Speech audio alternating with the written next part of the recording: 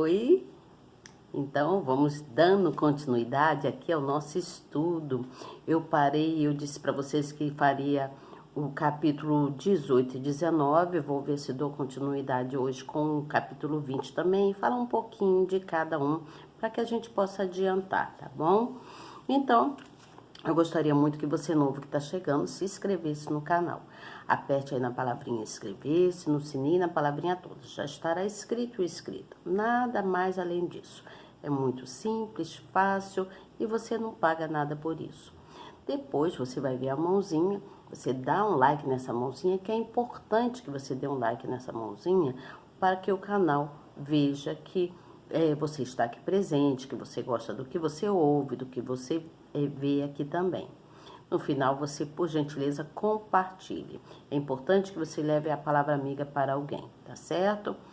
Você que não me conhece, eu sou Elizabeth Guilhermino. Estou aqui todos os dias, todas as noites, né? Eu venho aqui para trazer uma palavra amiga para vocês e a gente vai se interagindo aqui para que a gente possa ter entendimento do estudo da Bíblia, né? Nós vamos pegando entendimento aqui, procurando entender o que cada profeta deixou aqui de legado para os nossos dias, tá certo? Então me acompanhem, sejam muito bem-vindos, que Deus os abençoe grandemente. Venha fazer parte desse grupo de pessoas guerreiras, né? Evangelistas, que somos todos nós evangelistas, queremos levar a palavra do Senhor para aqueles que não conhecem e para aqueles que estão enfraquecidos em fé. Então, venham comigo, tenham força, ânimo e coragem que nós vamos seguir em frente, porque Deus é com a gente, tá bom? Então, eu vou ler aqui o capítulo 18, 19 e também o capítulo 20, tá certo? E depois eu vou dar as explicações. Então, prestem atenção, sejam todos atenciosos, né? Focados, foquem no que se está falando, tá bom? Não desvie a sua atenção. Versículo 1 do capítulo 18 fala sobre o vaso do oleiro. Então diz assim: a palavra do Senhor que veio a Jeremias dizendo: levanta-te e desce à casa do oleiro, e lá te farei ouvir as minhas palavras. E desci à casa do oleiro, e eis que ele estava fazendo a sua obra sobre as rodas. Como o vaso ele fazia de barro, quebrou-se na mão do oleiro, tornou a fazer dele um outro vaso, conforme o que pareceu bem aos olhos do oleiro fazer. Não poderei eu fazer de vós como fez este oleiro a casa de Israel? Diz o Senhor, eis que, como o barro na mão do oleiro, assim sois vós na minha mão, ó casa de Israel. No momento em que falar contra uma nação e contra o reino para arrancar e para derrubar e para destruir. Se a tal nação, porém, contra a qual falar, se converter da sua maldade, também eu me arrependerei do mal que pensava fazer. Vamos aqui pular um pouquinho lá por o versículo de número 26, que fala: portanto, entrega os seus filhos à fome, entrega-os ao poder da espada, e sejam suas mulheres roubadas dos filhos, e fiquem viúvas, e seus maridos sejam feridos de morte, e os seus jovens sejam feridos à espada na peleja. Pula para o versículo de número 23. Mas tu, ó Senhor, sabes tudo quanto todo o seu conselho contra mim, para matar-me.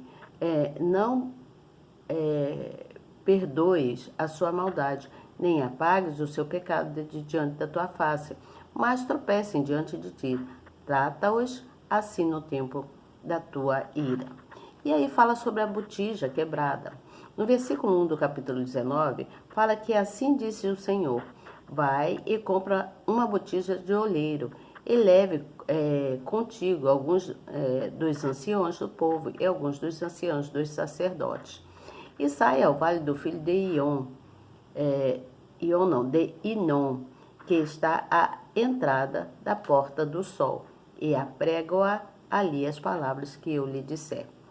E dirás: ouve a palavra do Senhor, ó reis de Judá e moradores de Jerusalém. Assim diz o Senhor dos Exércitos, o Deus de Israel: eis que trarei um mal sobre este lugar, e quem quer que dele ouvir, retinir-lhes aos ouvidos. Porquanto me deixaram e alienaram este lugar, e nele quebraram incenso a outros deuses, que nunca conheceram, nem eles, nem seus pais, nem os reis de Judá, e encheram este lugar de sangue de inocente. Vamos pular aqui, gente, para o versículo de número 10 do capítulo 19, que diz assim: então quebrarás a botija à vista dos homens que forem contigo, e dir-lhe-ás: assim diz o Senhor dos Exércitos, deste modo quebrarei eu a este povo e a esta cidade, como se quebra o vaso do oleiro, que não pode mais refazer-se, e os enterrarão em Tofete, porque não haverá mais lugar para os enterrar. Vamos lá para o capítulo de número 20, que Jeremias fala sobre Jeremias no cepo. Aí diz assim: e Passur, filho de Imer, o sacerdote que havia sido nomeado presidente na casa do Senhor, ouviu a Jeremias que profetizava estas palavras. E feriu Passur ao profeta Jeremias, e o colocou no cepo, que está à porta superior de Benjamim, na casa do Senhor. E sucedeu que no dia seguinte Passur tirou a Jeremias do cepo. Então disse-lhe Jeremias: o Senhor não chama o teu nome, Passur, mas terror por todos os lados. Porque assim diz o Senhor: eis que farei de ti um terror para ti mesmo e para todos os teus amigos. Eles cairão à espada de seus inimigos e teus olhos o verão. Entregarei todo Judá na mão do rei da Babilônia. Ele os levará presos à Babilônia e ferirá-los à espada. Também entregarei toda a riqueza da cidade, e todo o seu trabalho e todas as suas coisas preciosas. Sim, todos os tesouros dos reis de Judá entregarei nas mãos dos seus inimigos, e saqueá-lo-ão e tomá-los-ão e levá-lo-ão à Babilônia. E tu, Passur, e todos os moradores da tua casa, ireis para o cativeiro, e virás à Babilônia, e ali morrerás, e ali será sepultado tu e todos os teus inimigos, todos os teus amigos, aos quais profetizaste falsamente. Então, Jeremias aqui falando o que aconteceria com Passur, né? E aí, lá no versículo 14, diz assim, ó, presta atenção, versículo 14 do capítulo 20, que diz assim, ó: maldito o dia em que nasci, não seja bendito o dia em que a minha mãe me deu à luz. Maldito o homem que deu as novas a meu pai, dizendo: nasce-te um filho, alegrando-o com isso grandemente. E seja esse homem como as cidades que o Senhor destruiu, e não se arrependeu, e ouça clamor pela manhã, e ao tempo do meio-dia um alarido. Porque não me matou na madre, assim minha mãe teria sido a minha sepultura, e teria ficado grávida perpetuamente, porque saí da madre para ver trabalho e tristeza, e para que os meus dias se consumam na vergonha. Então vamos aqui entender o que diz a nossa Bíblia do capítulo 18 sobre o vaso, né, o barro e o olheiro. Então, para enfatizar aqui a mensagem, Deus manda Jeremias ir a uma olaria, né, para que ele pudesse ver como era feito o vaso. Ele também observava a umidade ideal para conservar o barro, além de ver a destreza e a força empregada nas mãos do oleiro para dar o formato desejado à peça, ou seja, para fazer o vaso, não é mesmo? Então, o barro aqui, ele está revelando a condição de fragilidade da pessoa. Isto é, antes de sermos tirados do lamaçal, né? Antes da gente ser tirado do lamaçal do mundo, a gente não tenha, a gente não, nós não tínhamos nenhum valor quando fomos tirados do lamaçal do mundo. Então a gente não tinha nenhum valor. Por isso, somente nas mãos de Deus a vida passa a ter sentido e utilidade. Então vamos entender aqui que no capítulo 19, lá no versículo 2, ele está falando sobre a compra da botija. Neste capítulo, lá no capítulo anterior, né, do vaso do oleiro, Deus mostrou a habilidade e a paciência do oleiro trabalhando no barro para transformar o barro em um vaso, né, uma peça útil. Mas quando Jeremias recebe a ordem para voltar lá e comprar uma botija, então Deus profetiza, a ordem é que o profeta levasse aos anciãos e aos líderes religiosos até a Porta do Sol, né? Localizada no Vale do Filho de Inom. Lembra que eu li isso? Esse local é associado aos cultos idolatras feitos com sacrifícios de crianças. Lá eles sacrificavam crianças. Segundo alguns estudiosos, essa localidade é identificada também como a Porta do Monturo, da época lá de Neemias. Então, neste lugar degradante, ficava depositada toda a sujeira da cidade. Lá eles deixavam toda a sujeira da cidade, tudo que era imundície ficava por lá. Então, ele ainda vem falando aqui, ó, no versículo de número 3 e 9, que ele faria aquilo tudo se tornar um espanto. Um espanto aqui, as pessoas ficariam de boca aberta de ver tanta destruição. Então, as palavras que o Senhor mandou Jeremias dizer às autoridades de Judá eram duras, porque o coração daquelas pessoas eram muito perversos. Uma das práticas cruéis do povo era o sacrifício humano, eles sacrificavam as crianças, né? Então as pessoas sacrificavam os deuses pagãos e adoravam de tal forma que chegavam ao ponto de dar os próprios filhos em holocaustos. Olha que coisa absurda, não é mesmo? E aí, lá no versículo 10 e 15, ele fala também que a botija foi quebrada, né? Então, a botija, nesse caso, ela representava Judá, que era um vaso endurecido e inútil, né? Para qualquer propósito. A sua argila seca mostrava sua tendência incorrigível para o mal, por isso deveria ser quebrada. Então, aquele povo era muito ruim.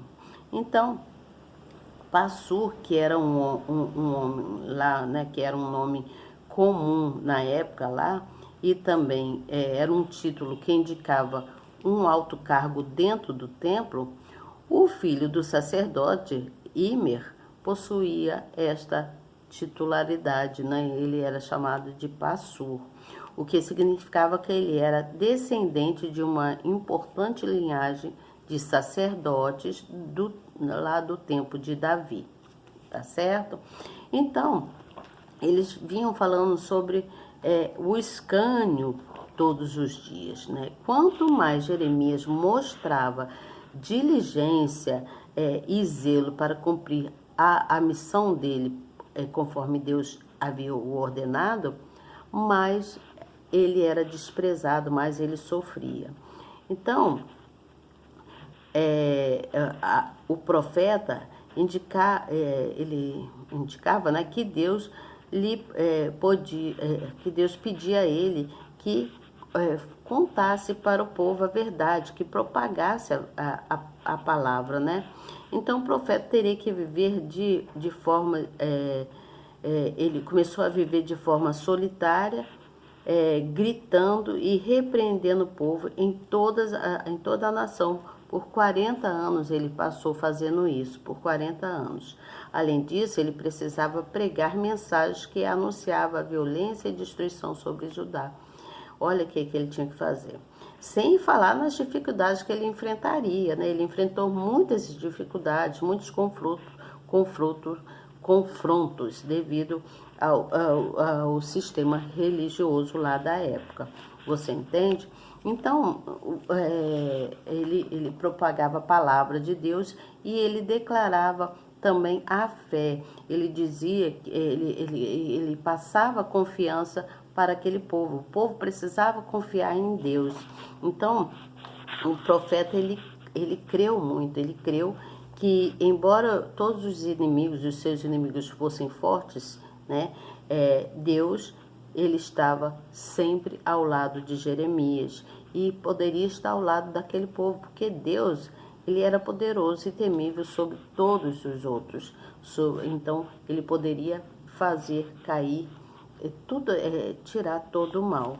Então, Deus, vendo a dureza das servas daquelas pessoas, do coração daquelas pessoas, Deus então disse que faria, diante da aproximação da invasão da Babilônia a Jerusalém, ele deixaria que os inimigos os vencessem. Você entendeu o que ele está falando aqui? Então, Jeremias, ele continuava levando a palavra do Senhor para todo o povo de Judá e Israel. Ele continuava levando a palavra.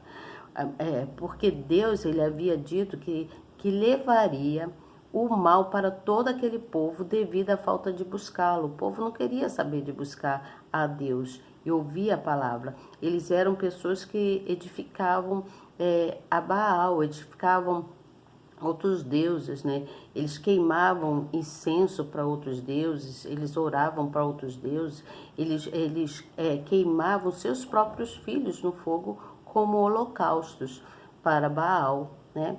E nada daquilo, naquele lugar, né?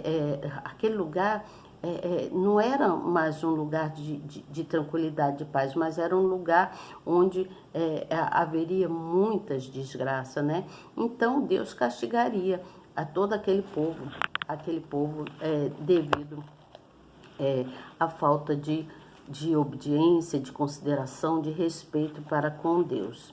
Então Deus deixaria cair sobre Judá todo o mal, todo o castigo. Ele deixaria que o povo lá da Babilônia vencesse eles, né? Que vencesse eles. Então, o que a gente vê? O que a gente pode entender? Assim, Deus faz com todos nós, todo o seu povo, né? Ele vem, Deus queria lapidar aquele povo, queria dar ensinamento àquele povo, e para que eles pudessem entender que ele era Deus e que eles estavam fazendo as coisas erradas. Assim Deus faz nos nossos dias também. Ele vem lapidando a gente, vem limpando, ele vem fazendo que a gente passe por N coisas para que a gente possa crescer. Nós somos como um vaso nas mãos do Senhor, né? Que Ele é o nosso oleiro, é Ele que nos enche para que a gente venha a ser transformado. Ele nos enche de quê? Do Espírito dEle, com o objetivo de a gente ser um instrumento para Ele. Deus, Ele vem nos moldando, né? Ele vem moldando os nossos corações, Ele vem mudando cada um de nós, Ele vem preparando a gente para que a gente possa levar a palavra dele. A finalidade dele é variada, né? Ele deixa que a gente tenha o livre-arbítrio de escolher entre o bem e o mal. Então, o que Deus nos faz entender é que, sendo a gente bom ou ruim, né, a escolha é nossa de escolher. A gente é que vai escolher se a gente quer ser uma pessoa agradável, uma pessoa do bom caráter dele e seguir na direção dele, ou se a gente quer seguir na direção do mal. Porque assim, a direção de Deus é direção de luz e a direção do mal é a direção de trevas. Aí o direcionamento, o seguir a direção vai de você que vai decidir se você quer a direção do mal né, que é em trevas, ou se você quer a direção do bem, que é a luz. Então, esse ato de a gente discernirmos o que nós queremos é o que vai nos dando sentido à vida, que vai fazendo com que o nosso interior seja transformado, trazendo para a gente coisas novas, coisas boas a cada dia.